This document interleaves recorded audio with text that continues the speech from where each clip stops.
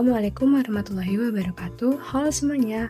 Perkenalkan, nama saya Safa Salsabila dengan NIM 06031382429094 dan nomor absen saya 22 dari Fakultas Keguruan dan Ilmu Pendidikan Program Studi Pendidikan Ekonomi Universitas Sriwijaya. Jadi, tujuan video ini dibuat untuk memenuhi tugas ujian akhir semester mata kuliah Teori Ekonomi Mikro yang diampu oleh Ibu Yuliana FH SPD MPD. Dan di sini saya akan membahas teori produksi pendekatan satu input variabel. Materi ini sangat relevan untuk memahami bagaimana perusahaan atau pelaku usaha menentukan jumlah input yang optimal agar dapat menghasilkan output yang efisien. Selain menjelaskan teori dasarnya, saya juga akan menyampaikan contoh kasus yang diambil dari penelitian yang relevan. Sebelum masuk ke contoh kasus, mari kita pahami dulu apa yang dimaksud dengan teori produksi satu input variabel. Dalam ilmu ekonomi, teori produksi membahas hubungan antara faktor-faktor produksi atau input dengan hasil produksi atau output yang dihasilkan. Nah, dalam pendekatan satu input variabel diasumsikan bahwa hanya satu faktor produksi yang berubah-ubah, sedangkan faktor lainnya dianggap tetap. Misalnya, dalam sebuah usaha modal dan lahan dianggap tetap, sedangkan jumlah tenaga kerja dapat ditambah atau dikurangi.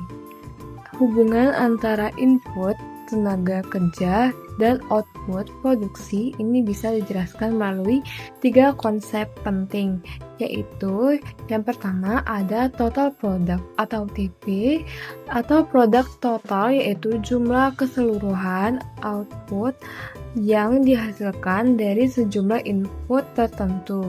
Yang kedua ada average product atau AP atau produksi rata-rata, yaitu output per unit input.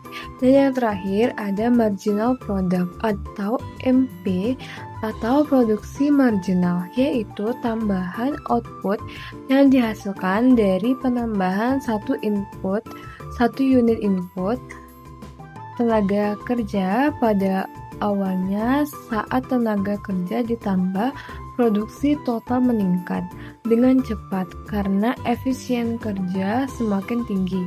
Namun, setelah mencapai titik tertentu, tambahan tenaga kerja justru menurunkan efisiensi. Inilah yang disebut dengan the law of diminishing marginal return, hukum hasil marginal yang semakin berkurang. Artinya, jika satu faktor produksi ditambah terus-menerus sementara faktor lain tetap, maka tambahan output yang dihasilkan dari setiap unit input tambahan akan semakin menurun. Untuk memperjelas konsep ini, saya akan mengambil contoh kasus dari penelitian yang dilakukan oleh Lutfia Novita Sari 2021 dalam skripsinya yang berjudul Analisis Skala Produksi Jangka Pendek UD Karya Membeler Desa Gondosuli, Kecamatan Pangkuniran, Kabupaten Probolinggo pada masa pandemi COVID-19.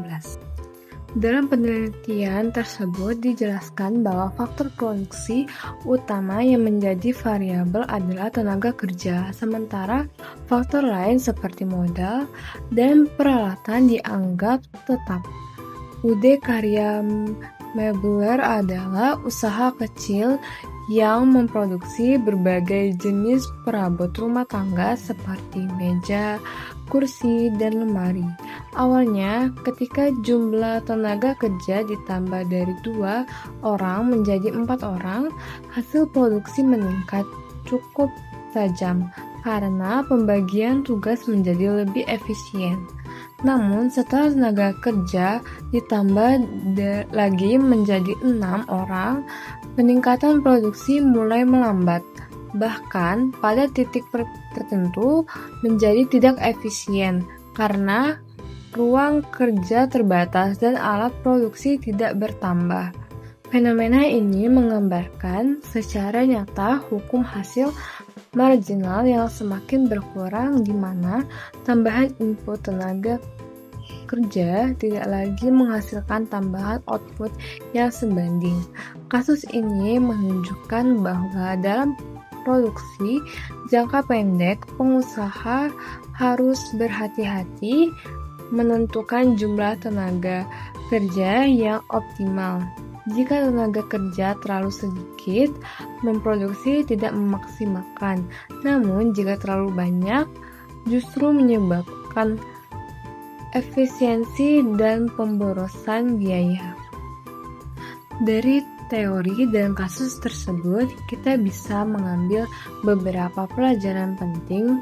Yang pertama, efisiensi produk tidak hanya ditentukan oleh banyaknya tenaga kerja, tetapi juga oleh keseimbangan antara tenaga kerja dengan modal dan sarana produksi yang tersedia. Kedua, setiap usaha memiliki titik optimal produksi, yaitu jumlah tenaga kerja yang menghasilkan output tertinggi dengan biaya terendah. Ketiga, hukum hasil marginal yang menurun mengajarkan kepada kita bahwa dalam kegiatan ekonomi ada batas kemampuan sumber daya. Jadi, pengusaha harus mampu menyeimbangkan antara input dan output agar tetap efisien dan menguntungkan. Dalam konteks ekonomi mikro, hal ini sangat penting untuk pengambilan keputusan produksi. Perusahaan yang memahami hubungan antara input dan output dapat menghindari pemborosan serta memaksimalkan keuntungan melalui efisiensi kerja dan penggunaan sumber daya secara tepat. Sebagai penutup, dapat saya simpulkan bahwa teori produksi dengan pendekatan satu input variabel menjelaskan bagaimana perubahan satu faktor produksi, misalnya tenaga kerja, memengaruhi jumlah output yang dihasilkan. Kasus pada UD karya Mebler menunjukkan bukti nyata bahwa penambahan tenaga kerja tanpa penambahan modal justru bisa menurunkan efisiensi produksi. Oleh karena itu, teori ini sangat penting dipahami oleh pelaku usaha agar mampu mencapai tingkat produksi yang optimal. Sekian video dari saya. Terima kasih yang sudah menonton. Dadah.